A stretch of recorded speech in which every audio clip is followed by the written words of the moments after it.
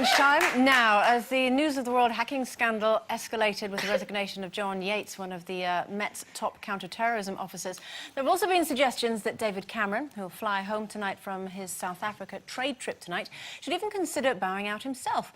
Labour MP Dennis Skinner has branded the PM Dodgy Dave, saying it's getting closer and closer to the Prime Minister and the centre of government. So, bearing in mind that Met Chief Sir Paul Stephenson has resigned for his associations with hacking suspect Neil Wallace, should Cameron resign as well? Oh, it's like the playground. I mean, honestly, seeing as all this started on Labour's watch, hello, you shouldn't be doing that. I think you should... They're like children. There's whole massive things going on in this world at the moment that we need our Prime Minister for, frankly. And I don't think he should yet. There's going to be an investigation.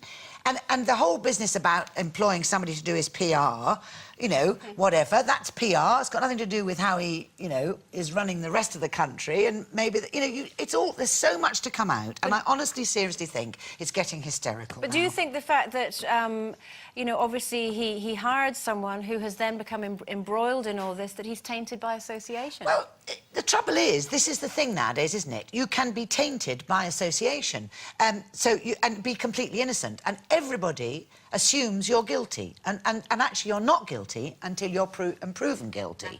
So let's all just calm down a bit and see what happens. But no, I don't think he should resign. But he is extremely guilty of really bad judgment.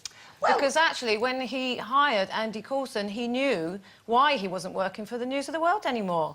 And I think, I don't think there's anything totally criminal in that. And I think, yeah, he might as well resign because everybody else has. Let's just let everybody just resign.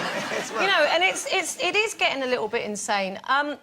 But he should, maybe he should say something to appease the opposition. But it is quite rich of them to be calling for his resignation just because he did employ Andy Coulson. He was wrong in doing that, but I don't know what he can do. I'm not quite sure who would benefit, what would be the advantage of him resigning now? And, maybe he should come back. He should be here, and he is coming back early, but he should come back and say something and sort it out. I know he's recalled or said that Parliament have got to stay a little bit longer and say, So, I don't know what the advantage would be of him resigning at this point. But Not yet. I take your opinion, but can you see why some people would think that? Because obviously we've now lost. A whole media empire is in the process of crumbling. There's top people in the police that have handed in their resignation. Well, but they're not necessarily. They've handed in their resignation because everybody's calling for resignations all over the place. These poor people actually might have been completely innocent of any knowledge of what was going on. Do you not think it's a knee-jerking situation anyway? Everybody is doing that at the moment. And actually, I think, do the public give a damn about this? I think everybody's sick to death. It's selling newspapers, that's why. But, there are other things in this country that need looking at. There are much more important things in the world at the moment. And I think there's going to be inquiries. Everybody's going to be looked at. Stop the resignations. David Cameron should be looked at, absolutely. But if it resigns, he's going to do nothing. Put it to one side, let the inquiries be taking place, and let's look after the country right now. Yeah, well, it is important, though. It is important. Yeah. It is important that you get to the bottom of who was responsible, who knew about it, and what will happen. Yes, exactly. Yes. So no more resignations are required as yet until we actually... And those people should pay the price, and it should be really, really harsh penalties. But I don't like all this game of political football with the politicians just baying for blood for the opposition. It doesn't make any sense to me. No, because they're all... Let's be honest, that's the nature of power, is things go on that you and I'll never know about, and this happens all the time. And as you say, Labour's started this, and they're the ones sitting there smugly going, oh, I think it's... Well, they didn't do the investigation when they should have. Somebody should have done a proper inquiry years ago, and it has all surfaced now, but... And it is good, isn't it, that the press don't get... But don't keep saying, because it's been going on for ages and it's always happened. That doesn't make it all right. No, it doesn't. Make any of it all right. Do you think as well, obviously, that this is all part of the rough and tumble of politics, that, there are issues that'll come and go and that one party will blame another for mistakes from the past and mistakes from the present. Do you think that it obviously goes without saying that an investigation needs to take place with regards to the involvement of the police and newspapers and perhaps some members members of the government. But do you think it should be behind closed doors now, in so much as rather than the media? No. Because if you think about the fact that the Murdoch empire looks like it could well be crumbling, but now you have other papers obviously wanting to fill that void and using this in a way to sell papers, MPs using it in order to further their career. Don't you think now that absolutely we should just move to one side, yes, report on it, but not page after page after page? We know what the issues are, look into it and then report on it afterwards. That's just a media selling newspapers. I think there's bigger things to come, and I think we're being blinded by what's happening right now, and I think we're going to find that something major is just about to burst. That's my feeling in my waters, ladies and gentlemen. We're all covering each other. OK, it is competition. Now, our first guest became known to millions as Kelly Taylor in EastEnders, but her life was changed forever in 2008 when her brother Ben was killed in a brutal stabbing. Ever since, she's worked tirelessly to raise awareness about knife crime, but now she's also dipping her toes back into the industry that made her famous with roles like this one. Please welcome Brooke Kinsella.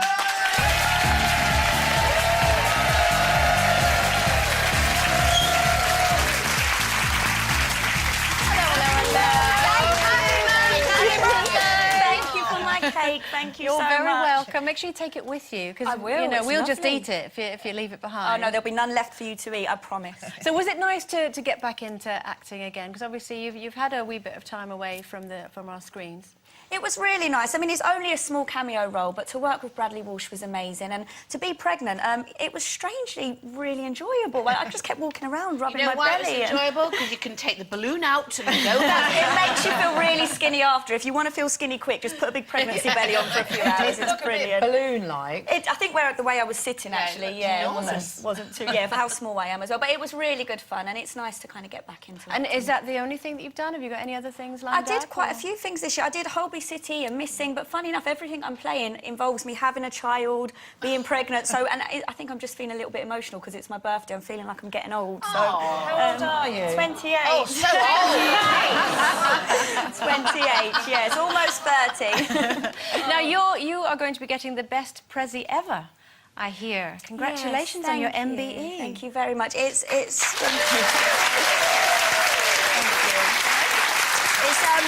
a lovely honour.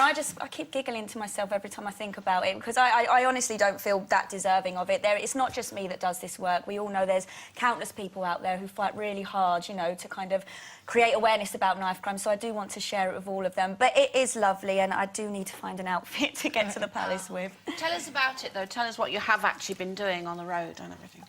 Obviously, last year I did some work for the Home Office and travelled around the country looking at lots of projects that help deter knife crime, and just looking at things that work and things that might be a bit outdated and trying to get them funding, really. You wrote a big report on it, though, didn't you? I wrote a 60-page report. It's like going back to school, actually. It was all my own words. I wanted to make sure there's no point doing a job if you don't do it properly, and I didn't want to put words in my own mouth. I wanted to do it myself, and we got £18 million of funding this year. That's wonderful. It's just good. So, yeah, I mean, what is the main message that you're going out there with? Because you're going into schools, talking to kids. What is it? What are you actually telling them? I think, funny enough, it reflects on your first topic about Chantel. And basically, a lot of the kids I speak to, they don't see a future for themselves, really. They don't think a day ahead, and they're not aware that their actions have massive consequences, not on, you know, families like mine, but on their own family, on their lives. You know, if they commit a crime, it's their employment and their whole life. And it's just trying to give them that message of choice. You can make better choices, there's different paths, and just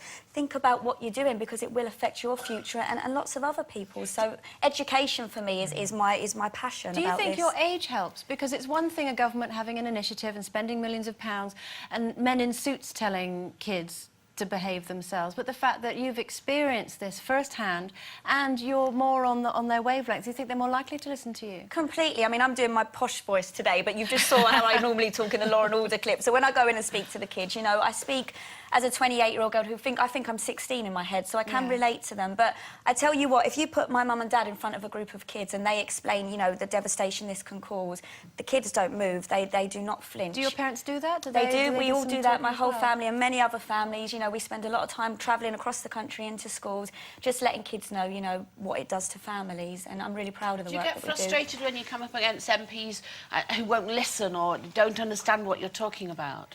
It can be frustrating, not just MPs, anyone in general. I think, you know, unless it happens to you, obviously it's really hard to understand what this does, and 99% of the population are really caring and understanding and supportive, but you do get people who don't want to listen, they're blinkered, and they think it's not my problem, so I won't get involved, and I think that's something we need to change. And do you... Because David Cameron's been very supportive of you, hasn't he? And do you think this has got... You've got to carry on doing this, obviously, presumably. You've just got to keep on and on and on, haven't you? At government, at MPs, at whoever's in power, really. Of course, and it's not for David Cameron, it's for Ben we do it, and, you know, we've made some massive changes in 3 years, you know, as the group of people who are fighting against this, but until we stop reading about it every week, I don't think anybody's going to stop. Do you think Ben would be proud of you going to the palace? He'd be in hysterics, he'd be laughing at me, I know, he'd be playing practical jokes and all sorts, but I think he'll be proud, and it's for him, you know, we're very proud of him. So when are you going to get it? I don't know, actually. I've not been told. I thought it was a joke from my dad. I still do a little bit, actually. I thought it was just a practical joke. But I think around Christmas time, so it gives me time to plan what I'm going to wear. And what you're going to say. And what I'm going to say, and practice my posh voice, most definitely. Talking about something else you did 71 degrees north. Yes. Was that the most... Yeah, was it really frightening? It was hell. I did it with, you know, your lovely Lisa, and I don't want to ruin it for anyone who's going to watch it, but it was an amazing experience, but, you know, it was probably one of the toughest things I've ever done, I'll say that, yeah. Was it scary, though? Was it really scary, or pretend scary? Not at all pretend. I was thinking it's going to be pretend, it's TV, not at all pretend, and you'll see all that when it comes out. You'll see just how tough it was and how scared we all are, I think. And is it the cold that gets to you? Is that the worst part, or is it the tasks? I think if somebody says to you you're going into minus 25 degrees, you can't even comprehend that. And it's amazing how quickly you get used to it, but I don't think I'd ever put myself back in that situation. Well, Brooke, it's lovely to see you again, and really heartfelt congratulations on your MBE. Look forward to seeing you again on our screens. It's Brooke and Sarah.